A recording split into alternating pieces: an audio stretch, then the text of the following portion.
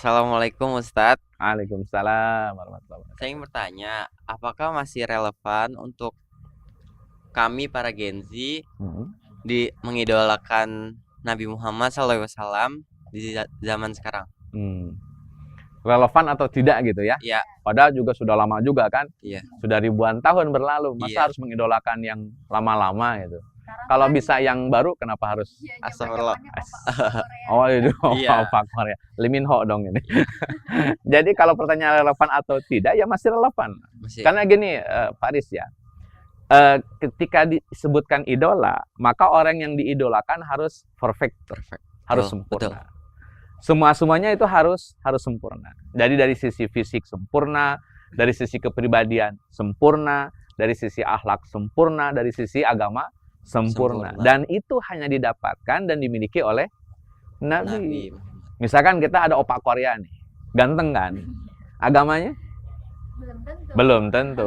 Kepribadiannya Belum belum tentu. tentu. Ganteng sih iya, tapi kan ganteng ada masanya. Iya. Kalau Betul. sudah 80 tahun, ya kisut-kisut juga. Iya, Jadi maksud saya, kita fokus pada orang yang memang sudah tidak lagi memiliki kekurangan. Dan itu hanya Nabi Muhammad Sallallahu Alaihi Wasallam. Saya pernah nanya juga kayak gitu ke guru saya, kenapa kok kita tidak boleh mengidolakan si A, si B yang masih hidup? Saya bilang begitu. Jawabannya sederhana. Kalau kita masih mengidolakan yang masih hidup, sangat mungkin dia di perjalanan episode hidupnya melakukan dosa. Hmm. Misalkan saya idolain si A, ternyata si A-nya nyolong ayam gitu. Iya, Kan jadi mengurangi kekaguman.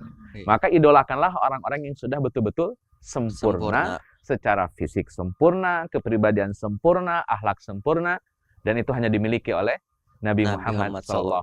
Nah, Gen Z, siapapun itu ya, ketika ingin mengidolakan seseorang, bikin kriterianya dulu.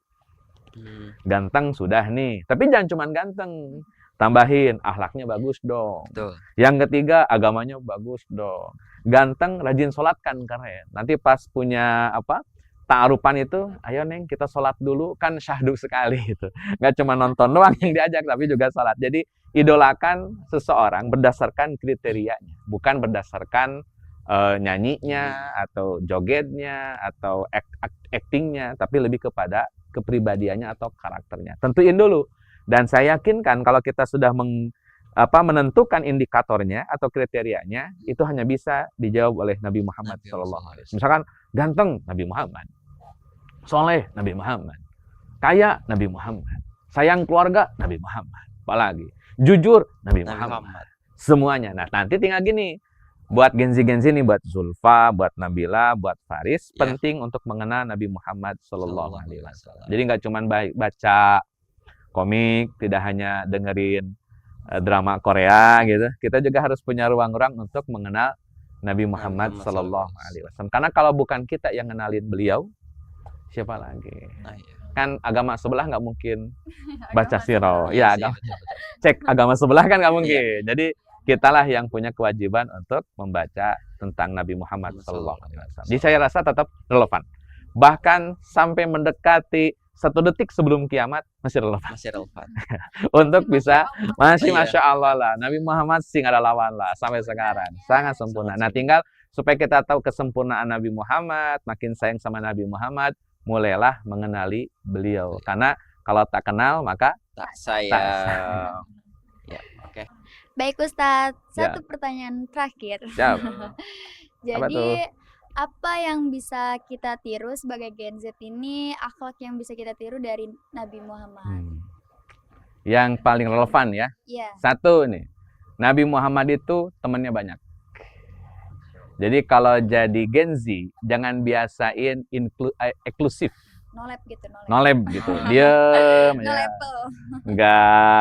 Nggak humble lah, tidak low profile. Nabi itu kan sangat low profile, sangat humble, temannya banyak, sangat friendly, sangat ramah sekali sama orang. Jadi Gen Z harus membiasakan untuk jadi tampil pribadi yang menyenangkan.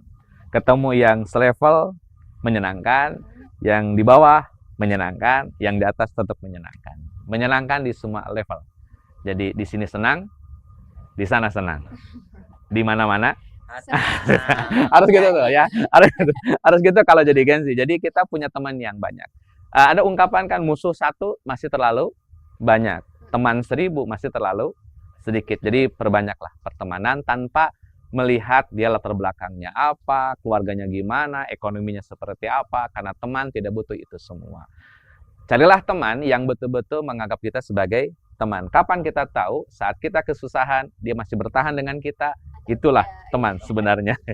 Itu ya. Yang kedua, karena sudah temannya banyak, berarti kan jejaring sosialnya bagus nih. Nabi itu bisa memberdayakan si jaringan tadi untuk menunjang komoditas ekonomi. Kita bisa sharing usaha. Ada teman kita dagang cilok, kita beli ciloknya. Ada teman kita dagang cireng, kita beli cirengnya. Ada teman kita dagang cilung, kita beli apanya. Jadi kita bisa sharing lah ya. Termasuk kita juga bisa sharing jualan. Sehingga di usia muda kita sudah mandiri, punya pendapatan sendiri, dan kita tidak lagi menggantungkan diri ke orang tua. Nabi Muhammad itu di usia 25 tahun sudah mapan. 25 tahun ya, itu sudah mapan, sudah membawa perusahaan besar, sudah punya penghasilan besar, dan sudah menikah di usia 25 tahun. Itu masa produktif Nabi Muhammad secara ekonomi. Jadi teman-teman nih, para Gen Z sudah punya target. Usia 25 tahun saya harus punya passive income. Duduk aja duit ngalir 2 miliar. Tapi bukan ngepet ya, bukan piara tuyul ya. Harus usaha. Nah ini kita belajar dari Nabi, yaitu tentang bagaimana mandiri dalam ekonomi. Nah yang ketiga, Nabi Muhammad tetap seorang yang sangat religius. Beliau itu pegang perusahaan besar, punya banyak untung, tapi tetap religius. Tetap sholatnya nggak ditinggal, ibadahnya masih bagus, kualitasnya keren. Jadi hadirkan banyak teman, mandiri secara ekonomi, dan tetaplah jadi arak yang religius, jadi orang yang religius. Karena urusan religius kita vertikal dengan Allah, ekonomi kita urusan sosial. Jadi hablum minallahnya bagus, hablum minannasnya bagus. Itulah yang kita bisa ambil pelajaran dari sosok Muhammad Sallallahu Alaihi Wasallam. Mudah-mudahan kita semua bisa ya. Amin. Oke Terima kasih deh. Ustaz. Sami-sami. Terima kasih Ustaz.